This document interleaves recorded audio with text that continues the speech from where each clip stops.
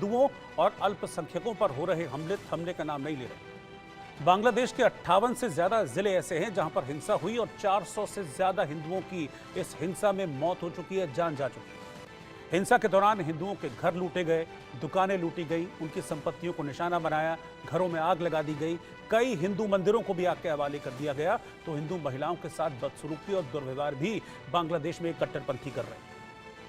पूरी दुनिया में हिंदुओं के साथ हो रही हिंसा को लेकर इस वक्त चर्चा है, चिंता हो रही है। वहीं बांग्लादेश के प्रधानमंत्री पद से इस्तीफे के 6 दिन बाद शेख हसीना ने कहा है कि अमेरिका को सेंट मार्टिन आइलैंड न देने की वजह से उनकी सरकार गिरा दी गई। यानी कि वो कह रहे हैं कि मेरी सरकार गिराने के पीछे, मुझे बांग्लादेश से भगाने के पीछे अमेरिका है, सेंट मार्टिन। इन सबके बीच बांग्लादेश गृह मंत्रालय के सलाहकार सखावत हुसैन ने हिंदुओं पर हो रहे मामलों को लेकर, जो अटैक्स हो रहे हैं, हमले हो रहे हैं, उसको लेकर माफी मांगी। जहां एक तरफ बांग्लादेशी शरणार्थियों का शोर है तो वहीं दूसरी तरफ हिंसा का दौर है। सवाल है कि आखिर बांग्लादेश में हिंदुओं के खिलाफ ये हिंसा कब रुकेगी? नए बांग्लादेश में कितने सेफ, कितने सुरक्षित हैं हिंदू? अब भले ही बांग्लादेश में नोबेल शांति पुरस्कार विजेता यूनुस के हाथों में बांग्लादेश की सरकार है, वो सरकार के प्रमुख हैं, लेकिन हिंदुओं पर जो अत्याचार हो रहा है, जो अटैक्स हो रहे हैं, जो हिंसा हो रही है, वो कम नहीं हो रहे। आज देश का सवाल में इसी पर हम बात करेंगे कि अमन दूत, शांति के दूत मोहम्मद यूनुस की अग्नि परीक्षा है। इस अग्नि परीक्षा में क्या वो पास हो पाएंगे? हिंदुओं पर जो अटैक्स हो रहे हैं बांग्लादेश में, टारगेटेड अटैक्स जो हिंदुओं पर हो रहे हैं, क्या मोहम्मद यूनुस नाम के ये अमन दूत बांग्लादेश में इन अटैक्स को रोक पाएंगे हिंदुओं पर?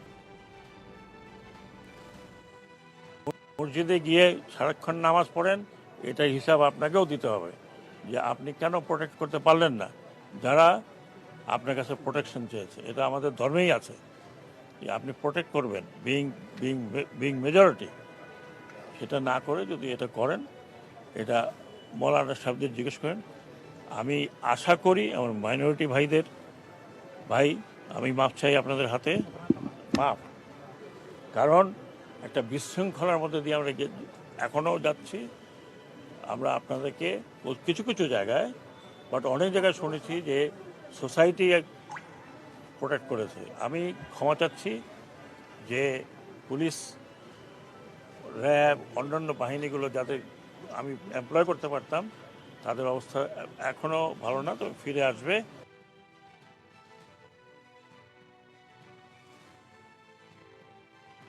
ये मोहम्मद यूनुस हैं। बांग्लादेश में जो अंतरिम सरकार यानी कि इंटरिम गवर्नमेंट बनी है, उस गवर्नमेंट के प्रमुख हैं। यानी कि आप ये समझ लीजिए मोटे तौर पर कि बांग्लादेश को इस वक्त यही चला रहे हैं। ये दावा कर रहे हैं, वादा भी कर रहे हैं कि सब कुछ ठीक हो जाएगा, सब अमन हो जाएगा, लेकिन अमन हो नहीं रहा है, अमन दिख नहीं रहा है। और हर दूसरे दिन, हर गुजरते दिन के साथ हिंदुओं पर बांग्लादेश में अटैक्स बढ़ते जा रहे हैं। ये जो आंदोलन चल रहा था, छात्रों का आंदोलन, इस आंदोलन के नाम पर हिंदुओं पर अटैक्स हो रहे हैं, टारगेटेड अटैक्स हो रहे हैं, घरों पर हमले किए जा रहे हैं, घरों में आग लगा दी जा रही है, हिंदू मंदिरों को तोड़ा जा रहा है, उनकी दुकानें लूट ली जा रही हैं। 400 से ज्यादा हिंदू इस हिंसा में अब तक मारे जा चुके हैं बांग्लादेश में। सवाल यही है कि बांग्लादेश में क्या यूनुस सरकार हिंसा पर कंट्रोल कर पाएगी, जैसा भी दावा कर रहे थे मोहम्मद यूनुस? क्या बांग्लादेश में हिंदुओं पर हमले रोकने की कुछ तैयारी हो भी रही है या नहीं हो रही है, सिर्फ हवाई बातें हो रही हैं? बांग्लादेश में हिंदू विरोधी गुटों को बढ़ावा कौन दे रहा है? बांग्लादेश में हिंदू संकट पर भारत में सियासी खींचतान क्यों है? वो तमाम सवाल हैं जिसके हम जवाब ढूंढने की कोशिश करेंगे इस चर्चा के दौरान। मेरे साथ कुछ खास मेहमान हैं, मैं पहले उनसे इंट्रोड्यूस कराता हूं आपको, फिर मैं शुरुआत करता हूं अपनी इस चर्चा की। मेरे साथ मेजर जनरल रिटायर्ड पीके सहगल साहब, जो कि डिफेंस एक्सपर्ट हैं, वो साथ में जुड़ गए हैं। मेरे साथ major retired Mohammad Ali Shah, defence expert, वो भी साथ में हैं। स्वामी चक्रपाणी महाराज, हिंदू धर्मगुरु हैं, वो इस वक्त मेरे पैनल में हैं। कर्नल संजीत सिरोही, जो कि विदेश मामलों के जानकार हैं, वो भी इस वक्त पैनल में हैं। और डॉक्टर सुनील कौशिक, वरिष्ठ पत्रकार, सीनियर जर्नलिस्ट हैं, वो भी इस पैनल में हैं।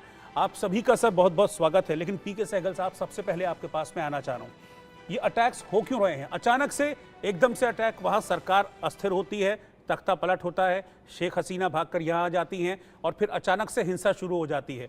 आंदोलन के नाम पर हिंदुओं को क्यों टारगेट किया जा रहा है? क्योंकि ये टारगेटेड अटैक्स है, ये क्लियर दिख रहा है। इसमें किसी प्रकार का कोई शक नहीं है। पावन डिस्ट्रिक्ट में 205 टारगेटेड अटैक हो चुके हैं अभी तक। वास्तव में वहाँ जो आवाम है वो साफ तौर पे समझते हैं कि शेख हसीना और हिंदू पॉपुलेशन जो थी और हिंदू सरकार थी, वो उनके पीछे थी। उन्होंने कहा कि 15 साल जो जिस पार्टी की डिक्टेटरशिप थी उसके पीछे हिंदुस्तान हर प्रकार से खड़ा था। हिंदुस्तान ने बहुत पैमाने पर कई ट्रीटीज उनके साथ साइन की। वहाँ का अवाम समझते हैं कि सारी की सारी जो ट्रीटीज है ये they favour India rather than Bangladesh. इसको निगाह में रखते हुए बहुत बड़े पैमाने पर वहाँ मोबोक्रेसी है इस समय, और मोबोक्रेसी में किसी प्रकार का रूल ऑफ लॉ नहीं होता। यूनस से हिंदुस्तान के प्रधानमंत्री जी ने बातचीत की है, वो साफ तौर पे कह रहे हैं कि पूरी कोशिश करेंगे। वहाँ की पुलिस इस समय कम्प्लीटली डिफंक्ट है, क्योंकि पुलिस जो है वो शेख हसीना के साथ थी, और वहाँ के युवक जो है उनको पुलिस के ऊपर कोई फेथ और ट्रस्ट नहीं है। जहाँ तक आर्मी का ताल्लुक, आर्मी कोई दखल अंदाजी नहीं कर रही। उन्होंने सिर्फ कहा कि हमने 235 कैंप एस्टेब्लिश किए हिंदुओं की सुरक्षा के लिए, लेकिन हिंदू सुरक्षित होकर उन कैंप्स में जाएं। हिंदू तो अपने अपने घरों में, इंदिरा गांधी कल्चरल सेंटर जो ढाका में था उसको तोड़ फोड़ दिया गया, हिंदुओं की मंदिरों को वैंडलाइज किया गया, हिंदुओं के घरों को आग लगा दी गई है, हिंदुओं के हर प्रकार के बिजनेस के ऊपर धावा बोला जा रहा है, बहुत बड़े पैमाने पर अटैक होता जा रहा है। और जब तक कुछ दिन और लगेंगे, मुझे पक्का यकीन है कि स्थिति बहाल हो जाएगी, लेकिन जब मोबो की स्थिति है उसको बहाल करने में काफी ज्यादा समय लगेगा। जहां तक हिंदुस्तान का ताल्लुक है, हिंदुस्तान के पास केवल एक ही ऑप्शन है, वेट एंड वॉच। हमने किसी प्रकार की अंदाजी नहीं कर सकते। साथ ही साथ जब शेख हसीना हिंदुस्तान में आई है तो वहाँ के अवाम जो है उन्होंने अभी से ही मांग करनी शुरू कर दी है कि उसको एक्सट्राडिट किया जाए। वो कह रहे हैं कि ये हिंदुस्तान की तरफ से एक किस्म से ऐसा कदम है जो उनके हिंदुस्तान के और बांग्लादेश के रिलेशन के हित में नहीं है, लेकिन हमने यकीन करना है कि एज अ ह्यूमैनिटेरियन जी इशू हम उनको हर प्रकार से हिंदुस्तान में सुरक्षित रखें till such time she makes up her mind either to go to some other country और कहीं और शरण लेती है। लेकिन जब तक वो हिंदुस्तान में रहेंगे, हमको यकीन करना है कि हम हर प्रकार से सुरक्षित रखें उनको इररिस्पेक्टिव ऑफ द कॉन्सिक्वेंसेस। और सबसे बढ़िया कदम इस समय होगा, डिप्लोमेसी में कभी कभी चुप रहना भी एक किस्म से डिप्लोमेसी का एक्ट होता है। हिंदुस्तान को इस समय चुप रहे, हमारे मीडिया को भी बड़ा सावधान रहना है कि कुछ ऐसी स्टेटमेंट्स ना इशू की जाए जो वास्तव में रिलेशन को और स्पॉइल कर सके।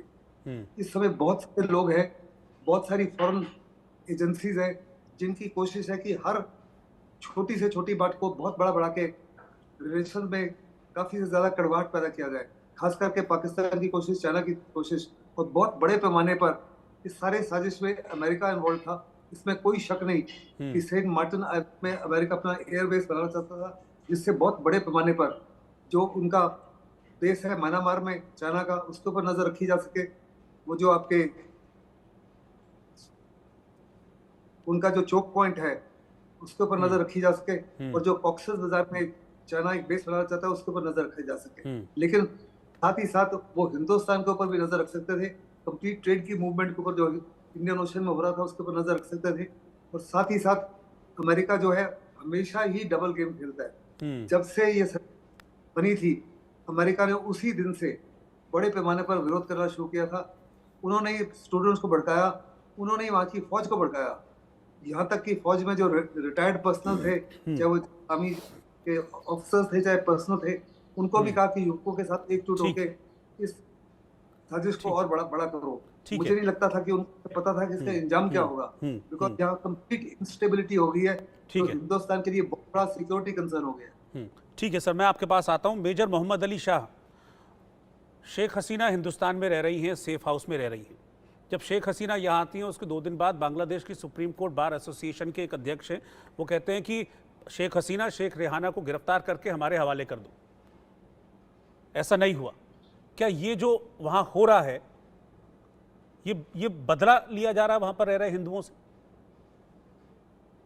ओके, भाई आपका बड़ा अच्छा सवाल है। देखिए, आज सुबह को मैंने काफी वक्त गुजारा जनरल सहगल साहब के साथ। हम लोग फिजिकली ऑफलाइन हम कहीं पे मिले एक फंक्शन में, और हमने खूब लंबी चौड़ी गुफ्तगू हुई हमारी। तो मैं बिल्कुल से सहमत हूँ, जनरल सहगल साहब ने जो एनालिसिस दिया है बिल्कुल सटीक एनालिसिस दिया है। और हमने अपने सुबह की गुफ्तगू में जनरल सहगल साहब ने और हमने ये भी कहा था, और ये बिल्कुल फैक्ट है, और ये बात हम मानते भी हैं कि सबसे बेहतर देश माइनॉरिटीज के लिए हिंदुस्तान है, सबसे महफूज जगह हिंदुस्तान है। तो जितनी लिबर्टी यहाँ पे माइनॉरिटीज को मिलती है, जितनी फ्रीडम यहाँ पे मिलती है, जितनी फंडामेंटल राइट्स यहाँ पे मिलती है, और कोई भी आप देश लगा दें, कहीं पे भी दुनिया भर में नहीं मिलने वाला। सारे जहां से अच्छा हिंदुस्तान हमारा। अब ये कहते हुए मैं ये कहूंगा कि देखिए बांग्लादेश में ना, जो पहली बात जो मैं कड़ी निंदा करता हूँ, जो हिंसा हो रही है वहां पे, जो तोड़फोड़ हो रही है, जो आर्सन हो रहा है, जो अनलॉफुल एक्टिविटीज हो रही है, जो क्रिमिनल एक्टिविटीज हो रही है, उनकी मैं कड़ी निंदा करता हूँ। और 2020 में शुरुआत में पैंडेमिक से कुछ दिन पहले मेरे को स्वयं मैं बांग्लादेश गया था उनके इनविटेशन पे एक टेडेक्स टॉक देने के लिए। तो मेरी बल्कि पहली अंतर्राष्ट्रीय टेडेक्स टॉक बांग्लादेश में हुई। तो मैं बाय रोड गया था क्योंकि तो बॉर्डर देखना था। मैं बाय एयर, मेरे को मजा नहीं आएगा, वो तो कहीं पे भी पहुंच जाओ, बाय एयर देखेंगे, एक्सपीरियंस रहेगा। तो जाहिर सी बात है बाकायदा पासपोर्ट वीजा के साथ। तो मैंने देखा बीएसएफ हमारी बहुत ही अव्वल दर्जे का काम कर रही थी क्योंकि बहुत चैलेंजिंग जॉब थी वहां पे। और मैंने देखा कि बांग्लादेश, तो जाहिर सी बात है मेरे बहुत बांग्लादेश में कनेक्शन बढ़ गए, अभी भी इतना टच में हूँ। अब उनका कहना ये है कि बांग्लादेश में अगर हम ये बोले कि माइनॉरिटीज के साथ बहुत हिंसा हो रही है, तो ये एक तरीके से बोलेंगे कि जो अवामी लीग, ये बात जाहिर सी बात है कि जो माइनॉरिटीज है वहां पे वो अवामी लीग की सपोर्टर्स थी, माइनॉरिटीज भी और मुसलमान भी, हर लोगों को। और जो अवामी लीग के खिलाफ वहां पे बांग्लादेश में आवाज उठी है, जो कि नहीं होना चाहिए था, मगर उठी है, तो मैं ये बात पर्सपेक्टिव में ले आ रहा हूँ। तो जो माइनॉरिटीज के खिलाफ हिंसा हो रही है, जो कि नहीं होनी चाहिए, बिल्कुल कड़ी निंदा करता हूं। और उनकी मैं बिल्कुल बहुत ही नाखुश हूं इस बात से। तो वो इसलिए नहीं हो रही है कि वो माइनॉरिटीज हैं क्योंकि वो हिंदू हैं, वो इसलिए हो रही है क्योंकि वो अवामी लीग के सपोर्टर हैं। तो जो कि नहीं होनी चाहिए, मैं फिर भी ये कह रहा हूँ। तो ये बात मैं थोड़ा जो बांग्लादेशी दोस्तों ने मेरे को बताया वो बात मैं क्लियर कर रहा हूँ। अच्छा, दूसरी बात कि मैं ये एक बात मैं फॉर फैक्ट जानता हूँ कि अगर खुदा ना खास्ता, भगवान ना करे, गॉड फॉरबिड, को भी ऐसा कुछ दंगे फसाद कहीं पे मैं हम फंस गए और हिंदुस्तान में कहीं पे भी ऐसी एक स्थिति आई, तो मैं अपनी जान की बाजी लगा दूंगा, मैं कसम खा रहा हूं रोहित भाई, मेरे जितने भी हिंदू भाई बहन हैं उनको बचाने के लिए अपनी जान पर खेल कर मैं उनको बचाऊंगा। अगर जितना मेरे हो सके मैं अपनी जान की बाजी लगा दूंगा, लेकिन उनको बचाऊंगा। वही एक तरीके से बांग्लादेश में हो रहा है, जहां पर वो माइनॉरिटी अटैक किए जा रहे हैं, वहीं पे ही सेम टाइम ऐसे भी दृश्य हैं जहां पर लोग उनको बचा रहे हैं, जो हिंदू मंदिरों को बचा रहे हैं। मैं उनकी दाद देता हूँ और मैं कहूंगा कि आप ऐसे अच्छा काम करिए, उनको बचाइए, उनको बचाना फर्ज है आपका। किसी भी देश में माइनॉरिटीज के खिलाफ तुम हो, ये बात बिल्कुल आपकी ठीक है कि वहाँ बहुत सारे मुस्लिम्स हैं जो कि हिंदुओं की रक्षा कर रहे हैं, मंदिरों की रक्षा भी कर रहे हैं। लेकिन मेरा सवाल उनको लेकर नहीं है, मेरा सवाल कट्टरपंथियों को लेकर है।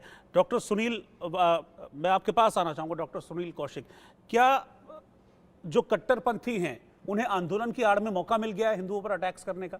मैं सबको दोषी नहीं ठहरा रहा हूँ, लेकिन कट्टरपंथ जो इस वक्त हावी दिख रहा है बांग्लादेश में, मेरा उसको लेकर सवाल है। वो नहीं गया। यदि आप निश्चित तौर से इसकी बहुत बारीकी से समीक्षा करेंगे तो मैं कहूंगा कि इसका ब्लूप्रिंट बहुत पहले से तैयार किया जा रहा है। जब कूटनीतिक तरीके से बड़े देश हैं यदि वो सफल नहीं हो पाते हैं, तो यही रास्ता होता है कि छोटे छोटे देशों में विद्रोह कैसे कराया जाए। और ये बांग्लादेश पहला एग्जाम्पल नहीं है, कई देश पहले से ऐसे एग्जाम्पल है जहां कराया गया है। अचानक स्टार्ट ऐसे हो जाए हर कोने से, जहां ढाका की 2 करोड़ 40 लाख आबादी हो, उसमें से 4 लाख लोग आसपास सड़कों पर उतर आए और कुछ भी कर लें, और 2 करोड़ से ज्यादा लोग, 2 करोड़ 40 लाख में 4 लाख 5 लाख मान भी ले, 2 करोड़ 35 लाख लोग शांत बैठे रहे, चुपचाप देखते रहे तमाशा। ऐसा मैं नहीं मानता। और इसलिए नहीं मानता कि प्रधानमंत्री ने इस्तीफा देने के बाद जब देश छोड़ दिया तब भी शांत नहीं हुआ। सेना पे हमले, माननीय सुप्रीम कोर्ट को घेरा गया, वहां जिस तरीके इस्तीफे लिए, तमाम आरा यूनिवर्सिटी के वीसी इस्तीफा दे रहे हैं। तो इसका मतलब ये है कि कोई एक ऐसा समूह जो निश्चित तौर से बांग्लादेश को तबाह करना चाहता है और उन पदों पर उन लोगों को बैठाना चाहता है जो उसके इशारे पर काम करे। और इस देश में, बांग्लादेश के अलावा हमारे भी देश में आप एग्जाम्पल देखिए कि पिछले वर्ष रामनवमी के दिन एक ही समय में पूरे देश पर तमाम चीजें देखने को मिली। 2018 में जब माननीय उच्चतम न्यायालय का आदेश आता है SC/ST एक्ट के खिलाफ, तब आपने देखा पूरे देश में क्या हुआ। किसान आंदोलन के दौरान आपने देखा होगा कि एक आरोप लगाया गया कोई ब्लूप्रिंट पीछे से काम कर रहा है। तो ये जब हमारे यहाँ लोग कामयाब नहीं हो पाए, लेकिन यदि आप देखेंगे श्रीलंका की बात करेंगे, आप बांग्लादेश की बात करिए, आप या और छोटे देशों की आप बात करिए, वहां लोग सफल हो गए। क्या ऐसी स्थिति हमारे देश में भी है क्या कि बार बार जो संवैधानिक संस्थाओं को कमजोर करके या कमजोर कराने के लिए जो देश की जनता में जो चीजें स्थापित की जा रही हैं, मनोबल तोड़ करके कहा जा रहा है कि नहीं, कुछ संस्थाएं ऐसी हैं जो कुछ लोगों के इशारे पर काम करती हैं या कर रही हैं, उन्हीं के इशारे पर देश में सब कुछ हो रहा है। यदि ये भरोसा कुछ कट्टरपंथी लोगों को हो जाए तो जो बांग्लादेश में हुआ है वो हर देश में हो सकता है। ठीक है, एक रिएक्शन अभी मैं कर्नल सिरोही से लेता हूं, फिर मैं स्वामी चक्रपाणी के पास चलूंगा। कर्नल सिरोही, क्या डिप्लोमेटिक चैनल के थ्रू कुछ हो सकता है इसमें? हालांकि भरोसा बांग्लादेश के जो अभी प्रमुख हैं मोहम्मद यूनुस वो भी दिला रहे हैं, सखावत हुसैन भी कह रहे हैं कि भाई हम समझ रहे हैं कि यहाँ पर हिंसा हो रही है, हम माफ़ी मांगते हैं। लेकिन माफ़ी मांगने से क्या होगा? मेरा सवाल ये है, 400 लोगों की जान जा चुकी है पिछले दिनों में, डिप्लोमेटिकली कुछ हो सकता है इसमें? रोहित जी, बहुत अहम सवाल है आपका और इसका जवाब भी अहम ही होना चाहिए जी। डिप्लोमेटिक चैनल पे तो मुझे नहीं लगता कि नहीं हो रहा होगा। डिप्लोमेटिक चैनल पे तो पहले दिन से ही, जब से ये खबरें आई है कि हिंदुओं के ऊपर अटैक हो रहा है, मंदिरों को जलाया जा रहा है, तो डिप्लोमेटिक चैनल तो ऑलरेडी मेरे को लगता है काम कर रही हैं और अपनी पूरी कोशिश कर रही है कि इसको जल्दी से जल्दी रोका जाए। लेकिन जैसे मेरे से पहले वाले प्रवक्ताओं ने भी बताया है कि ये जो है मोहम्मद यूनुस साहब या उनके जो भी अभी बोल रहे थे, उनके जो एजुकेशन मिनिस्टर वगैरह बोल रहे थे, वो जो बोल रहे हैं सॉरी मांगने से, इसका मतलब वो भी जो है मजबूर हैं। उनके हाथ, आदमी सॉरी जब मांगता है जब वो मजबूर हो जाता है। मतलब इसका मतलब अगर वो मजबूर हैं, आप एक गृह मंत्रालय के प्रमुख सलाहकार हैं, आप अगर मजबूर दिखा रहे हैं खुद को, तो फिर ये मान लें कि बांग्लादेश कट्टरपंथियों के हाथों में चला गया और आपने उनसे हार मान ली। बिल्कुल, और यही मैं पॉइंट बोलना चाहता हूं कि ये अभी जो है ना तो मोहम्मद यूनुस साहब के हाथ में है, ना आर्मी के हाथ में है, ना पुलिस के हाथ में, बल्कि कुछ लोग तो पुलिस के और आर्मी के भी जो प्रदर्शनकारियों के साथ मिले हुए हैं, नंबर 1। नंबर 2, जैसे मोहम्मद अली साहब ने भी बताया है, पहले जनरल साहब ने भी बताया है, ये इनके हाथ से निकल चुका है। एक्चुअली ये कंट्रोल कर रहा है जमात इस्लामी, कंट्रोल कर रहा है। और 1971 की जब जंग हुई थी उस समय भी जमात इस्लामी ने पाकिस्तान की मदद करी थी, लेकिन जब से शेख हसीना ये आई उसके बाद से इनके ऊपर लगाम खींच गई, तो इसलिए ये कुछ कर नहीं पाए हैं।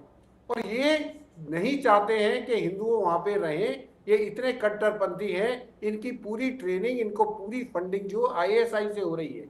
तो जब तक इनके ऊपर लगाम नहीं खींची जाएगी, और ये जो स्टूडेंट प्रोटेस्ट है इसमें आप देखेंगे 50 से 60% जो स्टूडेंट्स प्रोटेस्ट कर रहे हैं वो भी जमाती इस्लामी इस पूरे प्रोटेस्ट में इन्फिल्ट्रेट कर चुके हैं। और उन्हीं की वजह से ये सारे के सारे प्रदर्शनकारी जो है एंटी हिंदू सेंटिमेंट्स को जगा रहे हैं। और वो क्यों जगा रहे हैं? क्योंकि ज्यादातर जो हिंदू हैं वो अवामी लीग के साथ है। तो ये पूरा का पूरा जो गेम प्लान है ये जमाती इस्लामी का है। डिप्लोमेसी से कुछ नहीं होगा जब तक वहां की सरकार जमाती इस्लामी के ऊपर लगाम नहीं डालेगी, आर्मी इनको कंट्रोल नहीं करेगी और कड़े शब्दों में भारत सरकार उनकी निंदा नहीं करेगी और बैकडोर से उनको ये भी अल्टीमेटम देगी कि अगर यही कार्रवाई हिंदुओं के साथ होती रही तो हम आपके साथ जो बाकी रिलेशंस है, जो ट्रेड रिलेशंस है, क्योंकि जब तक आदमी के पेट पे लात नहीं लगती है तब तक वो आदमी नहीं सुधरेगा। जब तक बांग्लादेश को ये पता नहीं लगेगा उनकी सरकार को कि ये सब करने से उनका आगे आने वाले समय में नुकसान हो सकता है, तब तक वो नहीं सुधरेंगे। रोहित जी। ठीक है, स्वामी चक्रपाणी महाराज, अभी की परिस्थिति देख के ये लग रहा है कि कट्टरपंथियों के हाथों में है बांग्लादेश। जो आंदोलन हुआ था उस आंदोलन की वजह से शेख हसीना को कुर्सी अपनी छोड़नी पड़ी, लेकिन अब जो नई इंटरिम गवर्नमेंट है उसके भी हाथ में कुछ दिख नहीं रहा है चीज़ों को, और इसीलिए वो बेफिक्र होकर हिंदुओं को निशाना बना रहे हैं, बांग्लादेश में चुन चुन के मार रहे हैं। रोहित जी, इस बात को समझना होगा। अभी यूनुस जी का बयान में सुन रहा था तो एक शेर याद आ रहा था कि मेरा कातिल ही मेरा मुंसिफ है, वो मेरे हक में क्या फैसला देगा।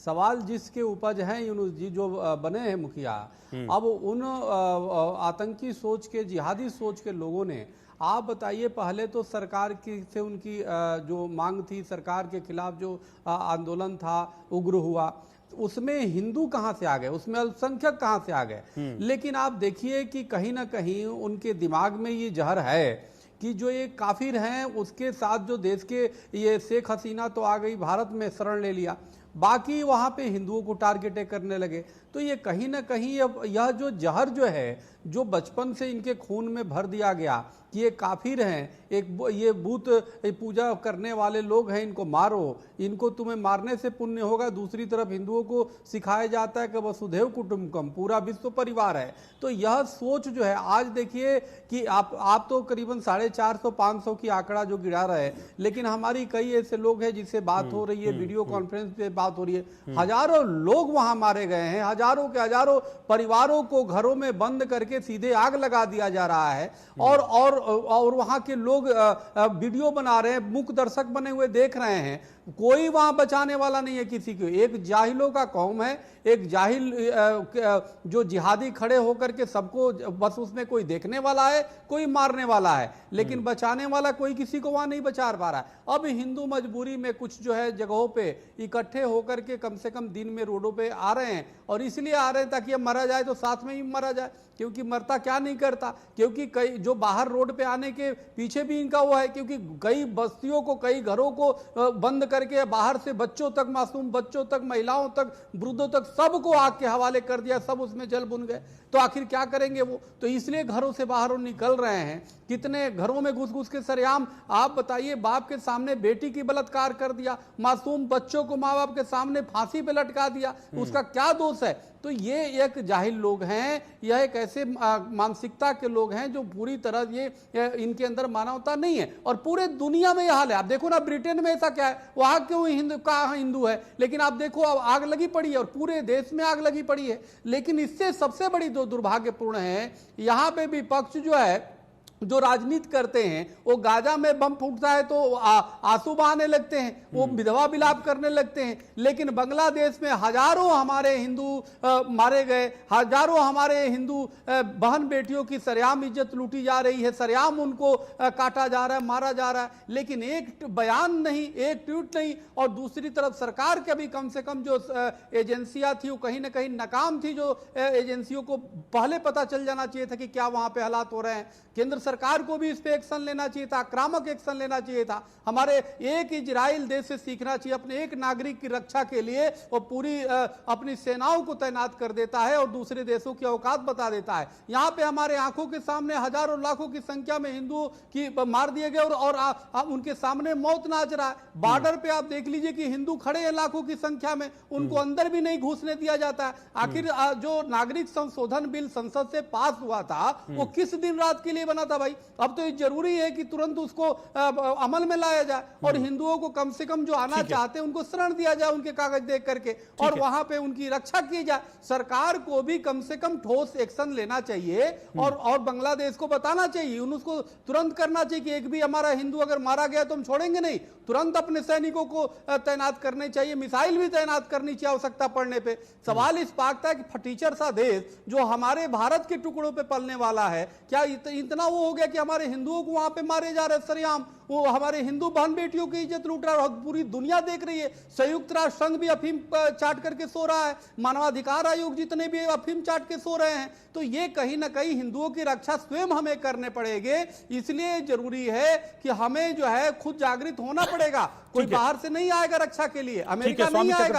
अमेरिका तो अपने हथियार बेचने का धंधा करता है। एक मिनट आपको रोक रहा हूं। बांग्लादेश से एक ब्रेकिंग न्यूज सामने आ रही है। बांग्लादेश की अंतरिम सरकार का एक फरमान इस वक्त सामने आया है। प्रदर्शनकारियों को बांग्लादेश सरकार ने चेतावनी दी है, 19 अगस्त तक अवैध हथियार जमा करें।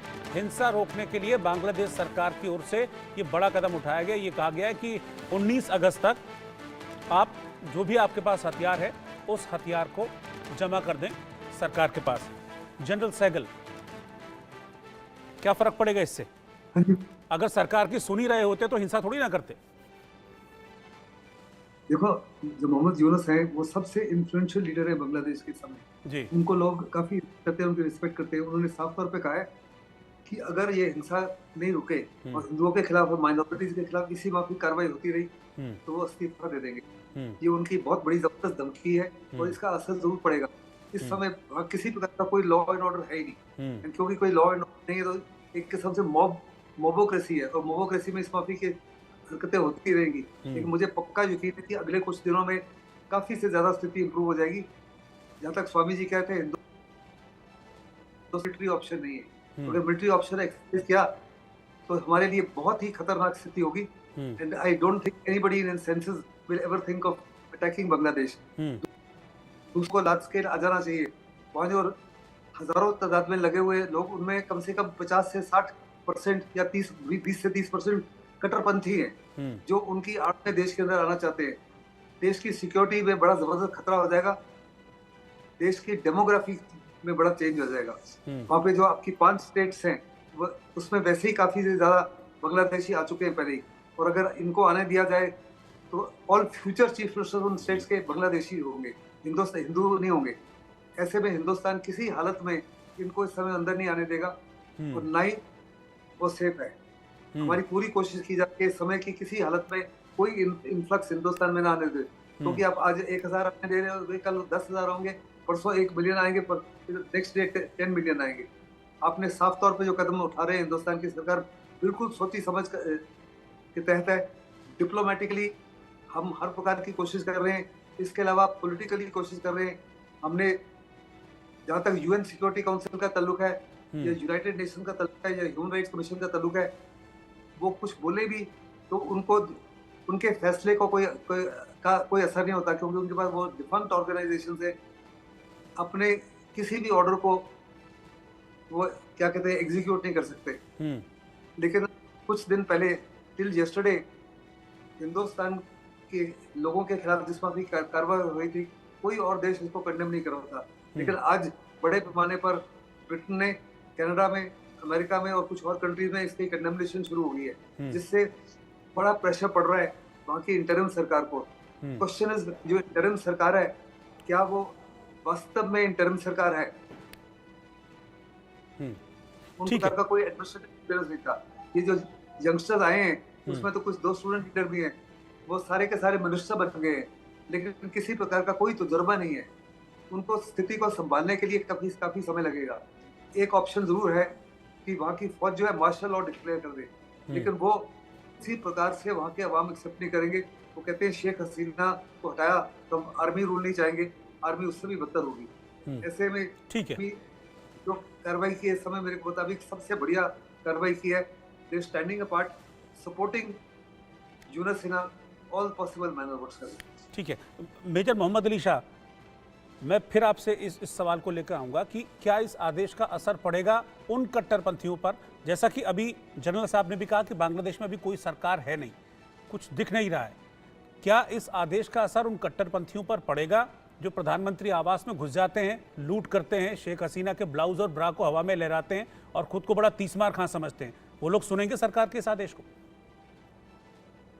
वो तो मॉब है, वो तो अनगाइडेड मॉब है इस वक्त। जी रोहित भाई जी, बहुत ही नीच और घटिया हरकत करी है ये जो कट्टरपंथी है। वहां पर जो शेख हसीना के घर के अंदर घुस गए, उनके पर्सनल बेडरूम में घुस गए, उनकी वार्डरोब को डिस्प्ले किया, उनकी मतलब शब्द नहीं है। जो उनके फादर ऑफ द नेशन थे, फाउंडर थे, शेख मुजीबुर रहमान, उनके मूर्ति के ऊपर पता नहीं अजीब घटिया बदतमीजियां करी हैं। उनको तोड़ा है उनकी मूर्ति को। और मेरे फादर ने स्वयं 71 की लड़ाई लड़ी थी इंडिया पाकिस्तान की, और हिस्सा भी लिया था लिबरेशन ऑफ बांग्लादेश का। इनका खूब योगदान था इनके लिए। और वही लोग जिनको हमने ये लिबरेशन दिलाया, ये लोग इतनी बदतमीजी के हद तक आ चुके हैं। अब ये कट्टरपंथी का, आपकी रही बात आपकी सवाल की, देखिए हथियार जमा करने से मोहम्मद यूनुस का जो आदेश है, मैं चाहता हूं कि वो law and order situation correct ले आए बिल्कुल।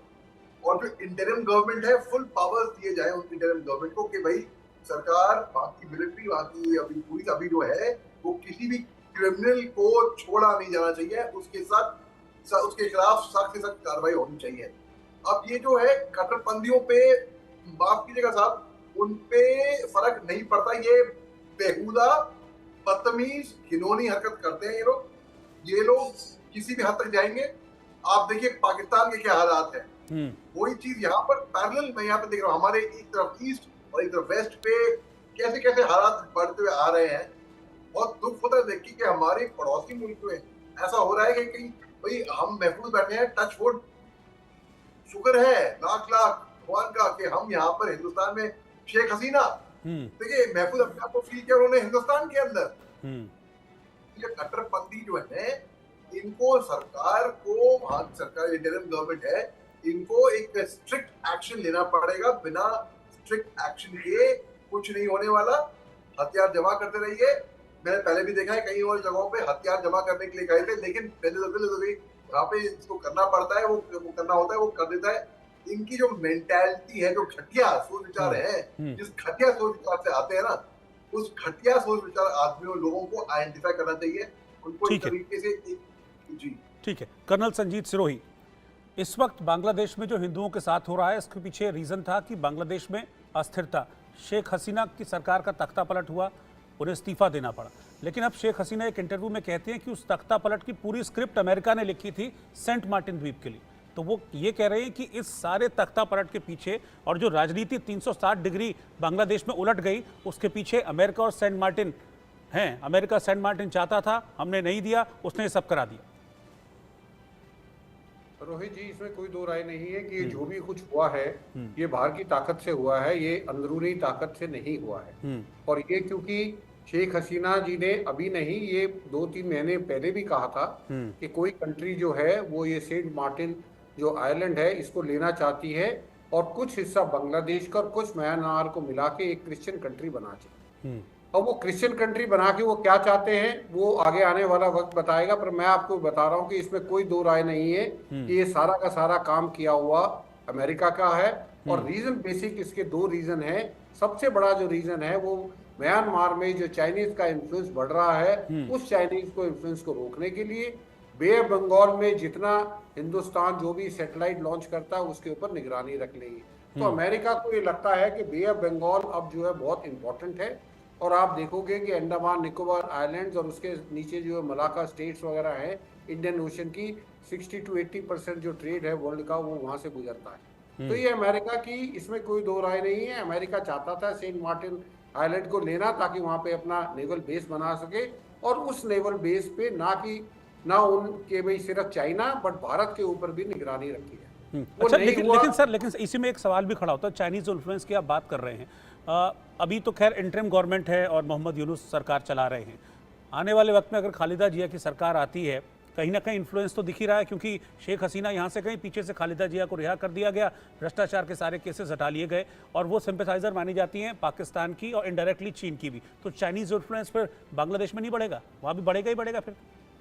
नहीं, चाइनाज इन्फ्लुएंस तो बढ़ेगा, इसमें कोई दो राय नहीं है। लेकिन चाइना अब ये देखना है कि खालिदा जिया जो है इस सेंट मार्टिन आइलैंड को अमेरिका को देती है कि नहीं देती है, ये सबसे बड़ा सवाल है। और जहां तक ताल्लुक है पाकिस्तान की तो अपनी आइडेंटिटी कोई है नहीं। पाकिस्तान को तो जहां से पैसा मिलेगा पाकिस्तान वहां की बात मान लेगा। कल अमेरिका उनको जूते मारेगा तो अमेरिका की बात मान लेंगे। उनका कोई अपना अस्तित्व है ही नहीं। और उसी की वजह से जो है वहां की जो एक इलेक्टेड डेमोक्रेटिक गवर्नमेंट को गिरा के और उनके जो मोस्ट पॉपुलर लीडर उसको जेल में डाल रखा है, क्योंकि उसने अमेरिका के खिलाफ बोलना शुरू कर दिया।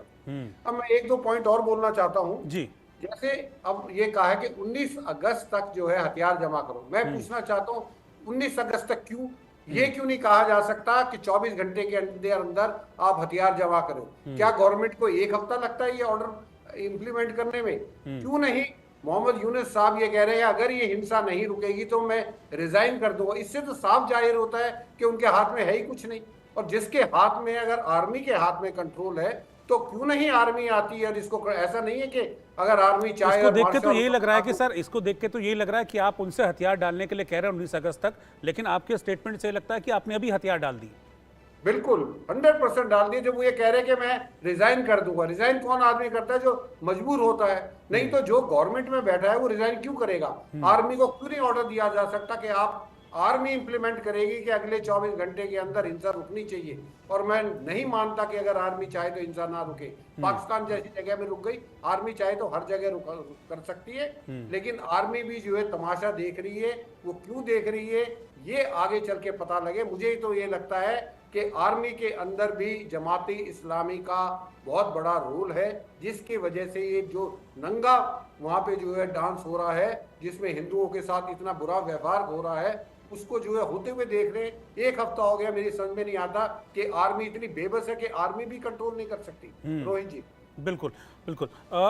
डॉक्टर सुनील कौशिक, अब इतनी मजबूरी अगर दिखेगी सरकार की, मतलब सामने दिख ही रही है, ये मजबूरी दिख रही है इस वक्त सरकार की।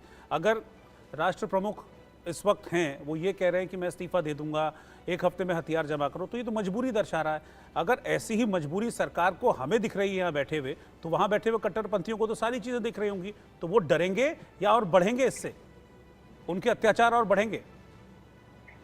नहीं, देखो, ये मिस्टर इनोशी भी जानते हैं कि आखिर में किसके इशारे पर बांग्लादेश में ये खेल हुआ। वो तो एक मोहरा हो सकते हैं कि आपके एक छात्र संगठन या तो किसी का नाम सुझाता है और वही उसी के हाथ में सत्ता की बागडोर देती है। माननीय हाईकोर्ट का आदेश किसी हिंदू के खिलाफ तो आया नहीं, हिंदुओं के पक्ष में तो आया नहीं, और जब हाईकोर्ट का जो आदेश आता है उसको माननीय उच्चतम न्यायालय बदल देता है।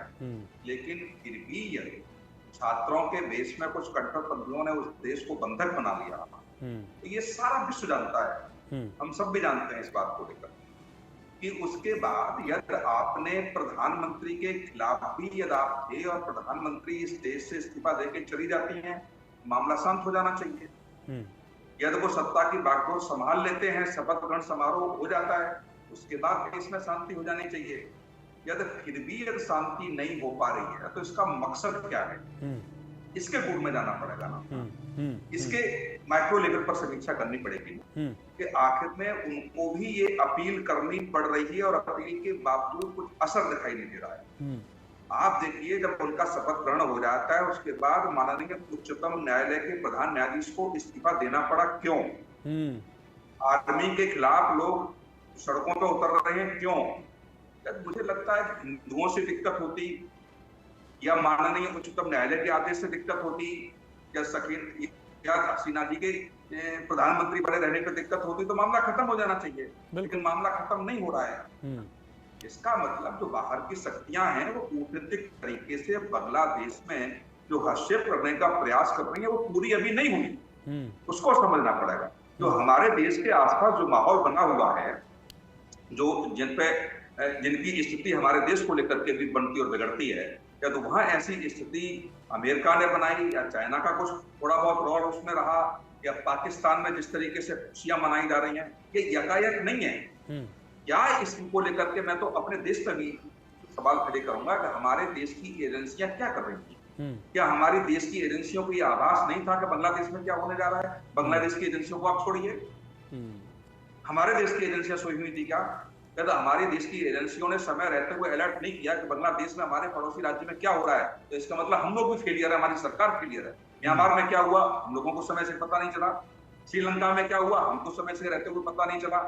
तो इसका मतलब हमारी जो एजेंसियां काम कर रही हैं, उनको भी सरकार को अलर्ट करना पड़ेगा कि आखिर में जो कुचक्र रचा जाता है हमारे पड़ोसियों के साथ या पड़ोसी राज्यों में, जिससे हमारे हित भी प्रभावित होते हैं, तो निश्चित तौर से सरकार पर भी सवाल खड़े होते हैं। फिर दूसरी बात आप देखिए, प्रधानमंत्री बनने के बाद, शपथ के बाद प्रधानमंत्री मोदी जी अपील करते हैं, अंतरराष्ट्रीय स्तर पे आपने अपील नहीं की हिंदुओं में क्या हो रहा है।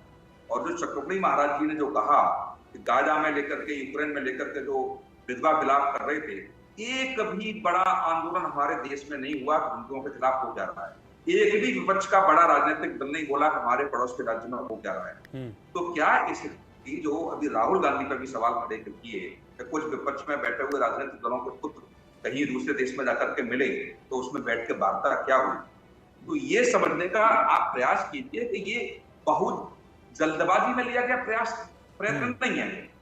कि मुझे लगता है कि सालों साल से इस बात का ब्लूप्रिंट तैयार हो रहा था कि बांग्लादेश को अस्थिर कैसे किया जाए, जिसका प्रभाव हमारे देश पर भी पड़े।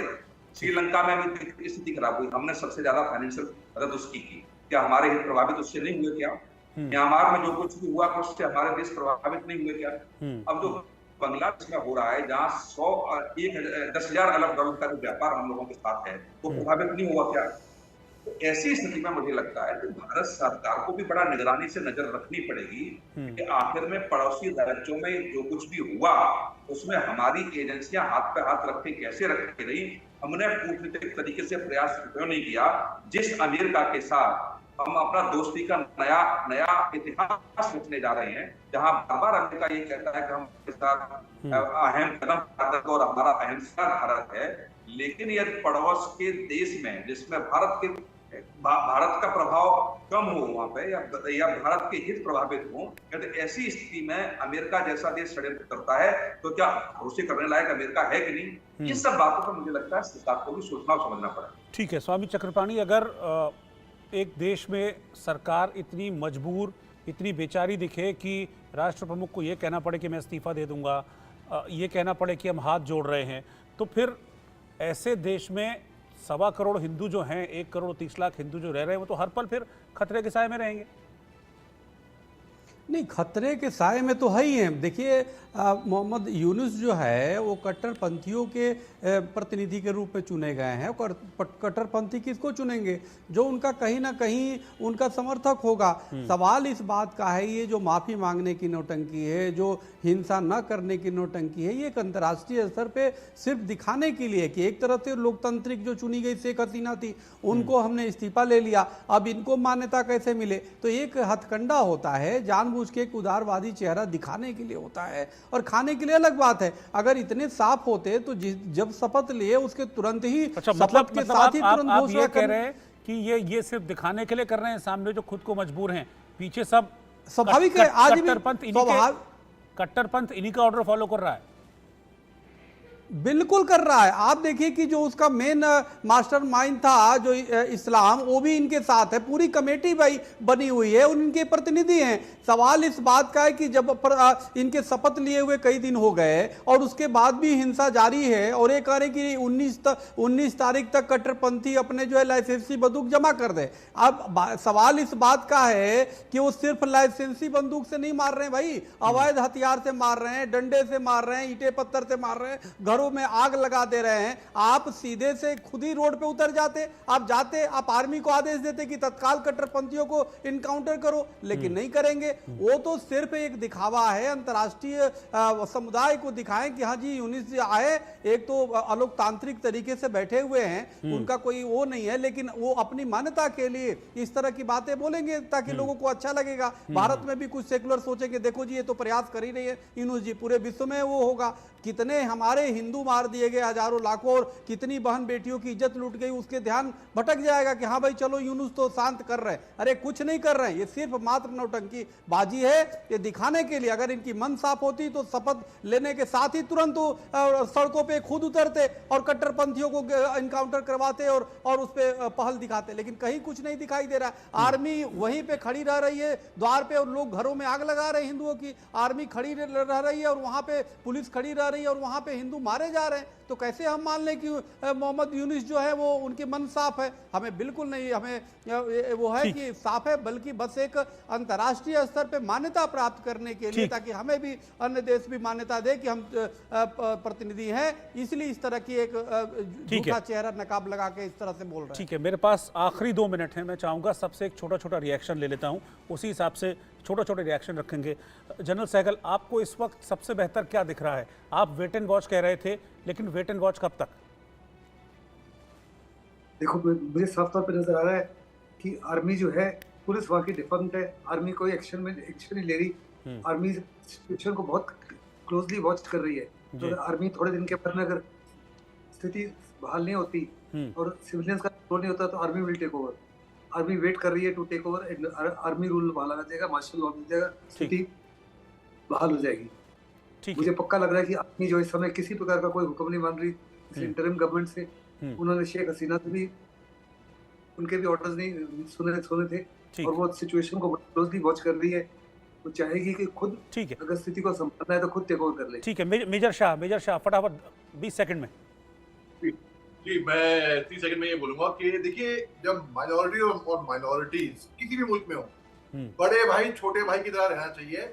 माइनॉरिटीज को मालूम होना चाहिए कि मेजोरिटी के साथ कैसे कंडक्ट करना है, वैसे ही मेजोरिटी को मालूम होना चाहिए माइनॉरिटी के साथ कैसे कंडक्ट करना है। बांग्लादेश में जो हो रहा है, जैसे हम खबरें सुन रहे हैं, मैं जितनी भी माइनॉरिटीज कहीं पे भी होंगी, दुख होएगा। ठीक है, ठीक है कर्नल सिरोही, दुख तो होएगा और उसकी निंदा होएगी, निंदा ही नहीं, सड़क एक्शन भी होना चाहिए कि भाई बंद करो, किसी भी माइनॉरिटीज पे एट्रोसिटीज नहीं करें। मैं ये बोल के समाप्त करूंगा रोहित भाई, मैं ये बोल के समाप्त करूंगा कि हिंदुस्तान में मैं माइनॉरिटी हूँ, लेकिन यहाँ पर मैं बताऊं आपको, जहाँ पे मैंने मैं तो एडमिनिस्ट्रेटिव एक्ट, मैं तो अपने प्रति लोगों को देखा है सपोर्ट करते हुए, किसी ने कभी एतराज नहीं किया मेरे को कभी, बल्कि जो फौज के अंदर जब मैं था, आपने गौर किया होगा कर्नल सिरोही साहब ने बड़ा सटीक एनालिसिस दिया, जनरल साहब ने सबने कर्नल से बड़ा सटीक एनालिसिस दिया, लेकिन जो मेरे फौजी जो सीनियर हैं, इन्होंने इनका ठीक है कर्नल सिरोही, ठीक है, बस मेरे पास अब इतना ही वक्त है। कर्नल सिरोही, आपका लास्ट कमेंट। मेरा कमेंट ये है कि उनके आर्मी चीफ वकार उल जमान को टेक ओवर कर लेना चाहिए, और सबसे पहला उनका काम ये है कि जो हिंदुओं के साथ या माइनॉरिटी जो भी है, अवामी लीग वाले हैं, उनके साथ जो ये हो रहा है उसको एकदम बंद करना। रोहित जी।